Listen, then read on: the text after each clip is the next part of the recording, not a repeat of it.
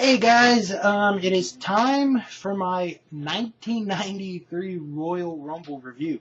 For those who are new to this YouTube page, I've been reviewing the first two episodes of Raw, and those two episodes basically lead up to the Royal Rumble, and I'm going to review the pay-per-views and any specials as well. So let's jump right into it. The Royal Rumble 1993, January 24, 93, to be precise, in the Arco Arena in Sacramento, California. Drew 16,000 fans. Pay-per-view got a 1.25 rating. Gorilla Monsoon and Bobby the Brain Heenan are your commentators. And in somewhat of a sad statistic, this is the last pay-per-view where the Gorilla and the Brain are commentating together. Sort of a sad idea there. So we kick things off with a tag team match, the Beverly Brothers against the Steiner Brothers, and gotta tell you, I thought this was a good way to show the Steiner Brothers on a big stage, on a pay-per-view, for those who had never seen the Steiner Brothers before. I thought this was a good opening match, and the Beverly Brothers, I'm going to give them credit, they really held up on their own, on their end, in this match. You know, they went move for move, stride for stride with the Steiner Brothers. But the end of the match, the Beverly Brothers, I guess they're attempting their take of the Doomsday Device on the Scott. Bo misses the clothesline by like a mile. Scott rolls Blake up, gets a 2 count only. He then sends Blake to the ropes, hits the Frankensteiner, and 1, 2, 3, the Steiner Brothers get a win over the Beverlys. A good opening match, I thought, to the show. Then we get a video package for Shawn Michaels and Marty Jannetty for the Intercontinental title. Basically everything that led up, the barbershop window incident, Jannetty's return, and then obviously Sherry is a big part in this match. Now, there had been speculation, there had been wonder of whose corner would Sherry be in. Would she be in Jannetty's corner? Would she be in Michael's corner? Well, as we see, she stands in a neutral corner. She's on her own on this one. And I really enjoyed this match. This gets overlooked, I think. Maybe because it is 1993, and 1993 is somewhat recognized as not a good year for the WWF, but this is a good match. It told a very good story. Michaels was going for the left shoulder of Jannetty. He was working on it, and then Jannetty would come back. It's almost like they knew each other's moves, which was really good. And then at one point, Michaels is on the floor. He got beat up by Jannetty. Sherry comes to him and she slaps him across the face, which gets a big ovation from the fans. Really good there. And then Michaels accidentally elbows the referee behind him. And then we get to the end of the match where Jannetty has Michaels in a full Nelson, tells Sherry to come in. Sherry takes her shoe off, tries to strike Michaels, but accidentally hits Jannetty. And then Michaels says something to Sherry. We don't know. Then he gives Jannetty the super kick, which would eventually be Sweet Chin Music. 1, 2, 3, Michaels gets the win. So Sherry, she runs to the back like a mad woman, freaked out over what happened. And then Michaels sees this on the video wall, and he starts going to the back. And then Gene is trying to calm her down the best he could, in only Mean Gene form. And he's like, "Damn it, woman, you're hysterical. Calm down." And then Michaels goes up to Sherry, and then all of a sudden, Jannetty flies out of nowhere, literally, to start fighting with Michaels again. and there's an orange in there, and the orange gets thrown across, and don't ask me about the orange, it was just there. And then referees, officials had to break it up and separate them. But it told a really good story, and I really wish that this would have continued into WrestleMania, considering what does happen in the future. But, oh, man, this was just a great way to start off the feud, I thought.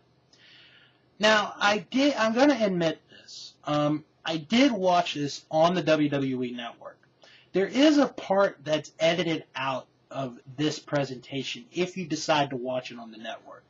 And it is Reverend Slick talking about the headlock for Hunger, which I've mentioned in the first two Raw reviews.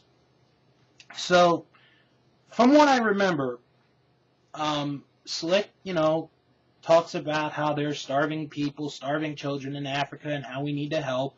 And it's a good cause. It really is a good cause. But then, poor Gorilla messes up the address. What do I mean by that? Okay, so they post the address, the actual address of where you go, donate money. I think it's to the American Red Cross. He messes it up. I think he says, you send it to Washington, D.C., and then after this next match I'm going to go over, he does say, I made a mistake, I'm going to read the address again, and it was somewhere in New York City. But, oh, man, I feel bad for Gorilla. Next up, Bam Bam Bigelow against the Big Boss Man. This was not my favorite match. This was probably my least favorite match of this entire show. And you could sort of tell after the first two matches that had happened that the crowd had died down a little bit. The crowd was a little bit out of this match because of the tag match and Intercontinental title match. And, Bam Bam just dominates the Big Boss Man. Boss Man does get some offense in, but this is really not that memorable of a match. Bam Bam Bigelow hits the diving headbutt off the top. Bigelow gets the 3 count in the win. So then we go into what Razor Ramon did to Owen Hart on Mania, attacking him. And then the night before, Raymond Rougeau, conducts an interview with Razor in a skybox at the Arco Arena. And we go into the WWF Championship match. Mean Gene does an interview with Bret. And we go right into this match. And it starts very weird. Because Bret goes out. He does his usual, give the glasses to the fans. And then Razor goes to the side where he gave it. And he throws his toothpick to the kid. Does it, throws it to his face. What a jerk move that is. At first, this match is a little slow. But once it goes, it gets to be a good match. It really does. A lot of different moves. You saw Razor do an abdominal stretch. Bret flew out of the ring, diving through the top and the middle rope on the Razor. And, there was a little bit of fighting. And it was very good action. In the end of the match, I really liked how this ended. Because Razor attempts for the Razor's Edge. Bret slides out of it, gets him in a backslide, gets a 2 count.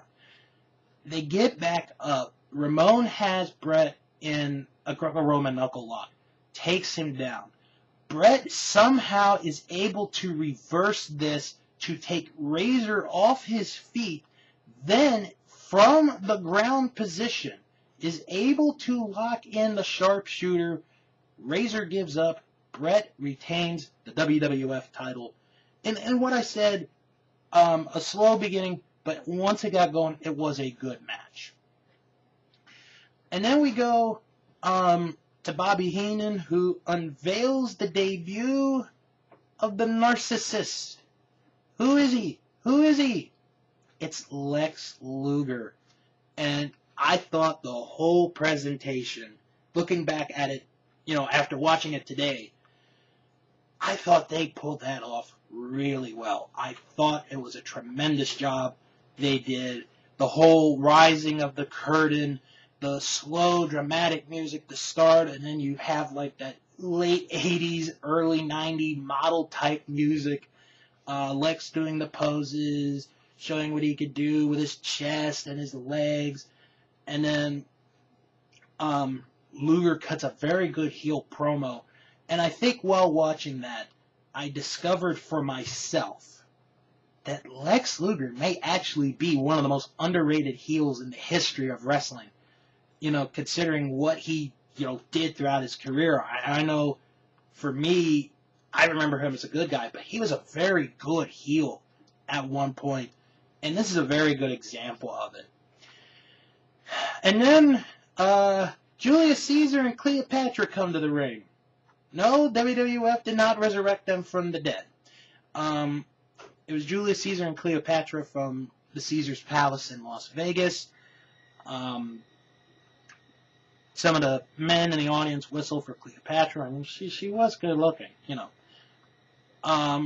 Caesar proclaims, we're all invited to go to Caesar's Palace for WrestleMania IX to see this event. And bring the family, bring the friends. And then he, says that the winner of this next match, the upcoming Royal Rumble match, will challenge the World Wrestling Federation champion. And that's basically the presentation. So now we go to the Royal Rumble match. And there actually are some good storylines going into this match. Mainly, you have 4 former WWF champions in this match. Ric Flair, Bob Backlund, Undertaker, and Randy Savage. Ric Flair won the Royal Rumble the year before from the number 3 position. How is he going to do? Bob Backlund coming back out of retirement at the age of 43. Then you also have Yokozuna. This is a big guy, one in the world. Can you do with Yokozuna? How you going to do that? And those are really the big, if you think about it, the big storylines going into this match. So, let's start. The first 2 participants. Entrant number 1, Ric Flair. Ric Flair, number 1. Entrant number 2, Bob Backlund. So you get right off the bat 2 former champions starting off the Rumble. Flair, who won it the year before, Backlund back out of retirement at the age of 43. Now, of course, I'm not going to go through every single elimination that happened throughout, but what I am going to do is I'm going to go through, a sort in order, and I'll talk about some of the key highlights of this match. So 3 through 10, in order: Papa Shango, Ted DiBiase, Knobs of the Nasty Boys, Virgil, Jerry Lawler, Max Moon, Tenryu, and Mr. Perfect. In that group, the big moment was Mr. Perfect eliminating Ric Flair from the Royal Rumble match, because as we all know, the 2 of them on the next episode of Raw are going to have that loser leaves town match. So as we continue on, 11 through 20, consisting of Skinner, Coco Beware, Samu of the Head Shrinkers, The Berserker, The Undertaker, Terry Taylor, Damien Demento, IRS, Tatanka, and Sags of the Nasty Boys. And then we get the debut of this humongous man. 8 feet tall. He must have been 8 feet tall, with Harvey Wippleman going by. The wrestlers who are going to the back, they have this look of, what in the world is this? Meanwhile, Bob Backlund was beat up by the Berserker on the floor. So Backlund is not eliminated yet. Undertaker and this huge guy look at each other. Undertaker has to look up at this guy. And this big guy gets demolished. He's destroyed. He is just beating the Undertaker. and eliminates The Undertaker from the Royal Rumble. And he just continues to go after. And then when you have, the 2-minute time intervals of people coming in, like Demento and IRS, they are not going in the ring whatsoever. They are taking their time. They are slowly going to the ring. And because they don't know what the hell this guy's going to do. They don't know if he's going to beat his butt or what. So Undertaker being eliminated by this big guy, I gotta say, and I know we poop on Giant Gonzalez, but that was quite a debut. Let's give him props. That was quite a debut for the Giant Gonzalez. Even though it goes downhill after this, it was a pretty good debut. So the last 10 that enter, Typhoon fought 2 of the Head Shrinkers, Earthquake, the youngster Carlos Colon, El Matador, Rick Martel, Yokozuna, Owen Hart, Repo Man, and Randy Savage. So there's 2 big spots in this last group of 10. The first being the confrontation between Earthquake and Yokozuna. Those guys alone weigh 1,000 pounds. And they're the 2 big, not arguably, they are the 2 biggest guys in this match. And they're staring at each other, and, neither man will budge for the other.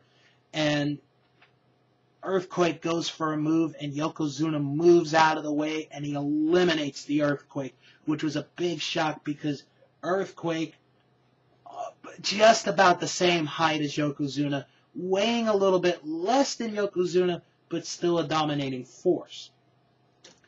Then the second part is the guys that are in the ring at this point, which are Backlund, Santana, Martel, Sags, Owen Hart, and the Repo Man are all trying to eliminate Yokozuna. All 6 of them are trying to eliminate him. The crowd is getting behind him, and Gorilla Monsoon says that famous line, "I hope the ring doesn't tip over," and none of those 6 could eliminate Yokozuna. And then we get to the Final 4. The Final 4 guys of the Royal Rumble.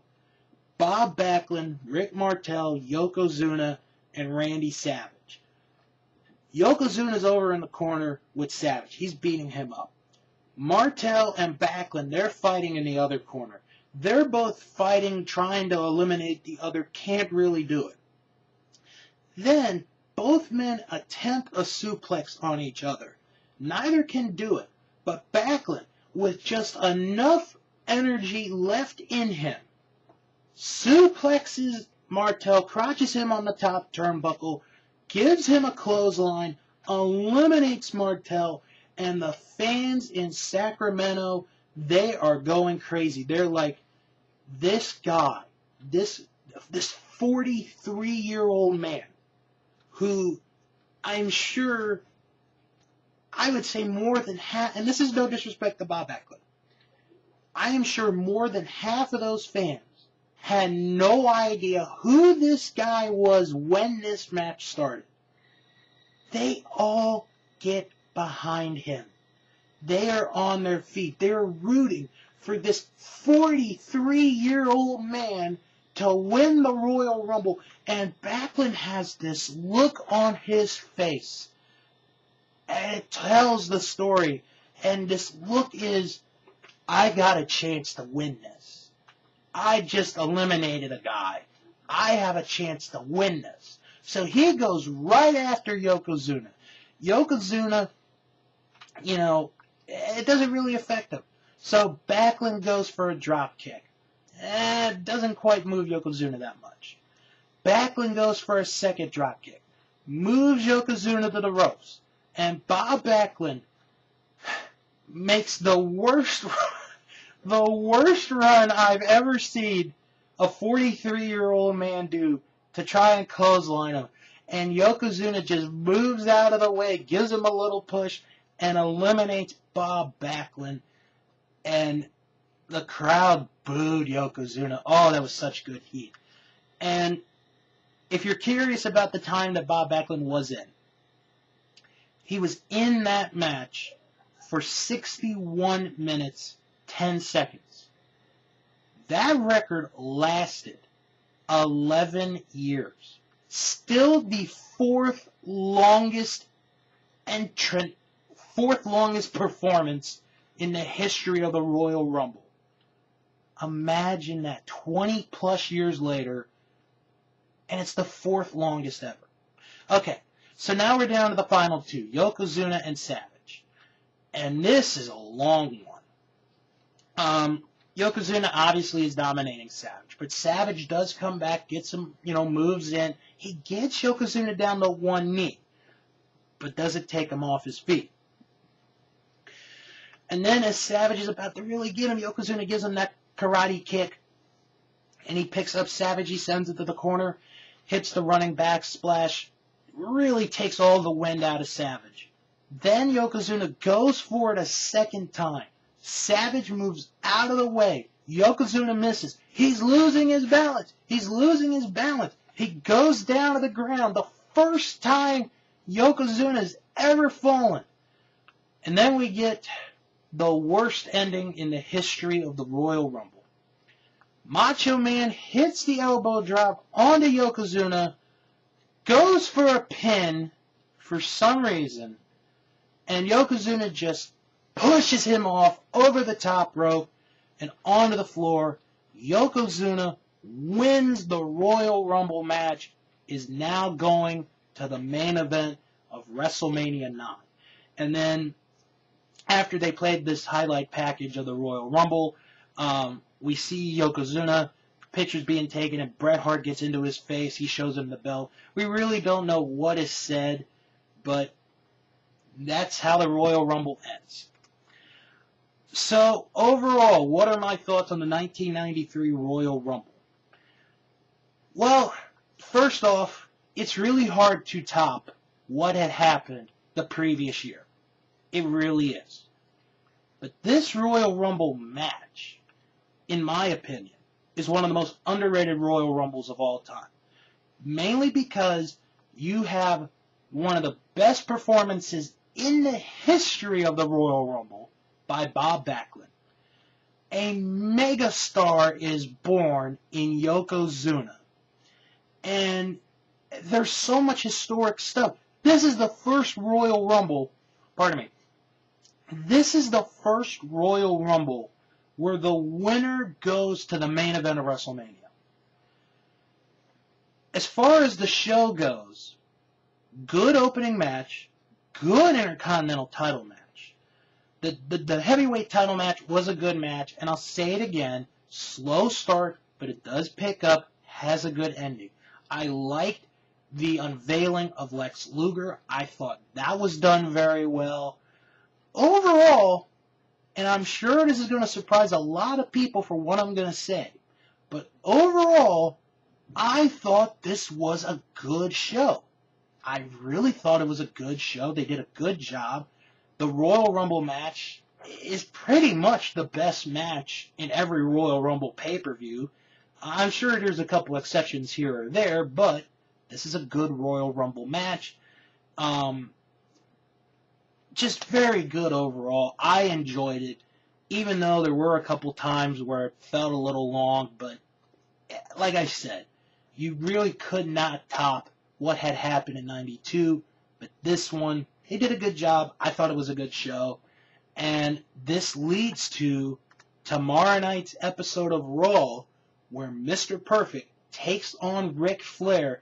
The loser leaves the WWF. That is my next review in this timeline of Monday Night Raw right here on this YouTube page.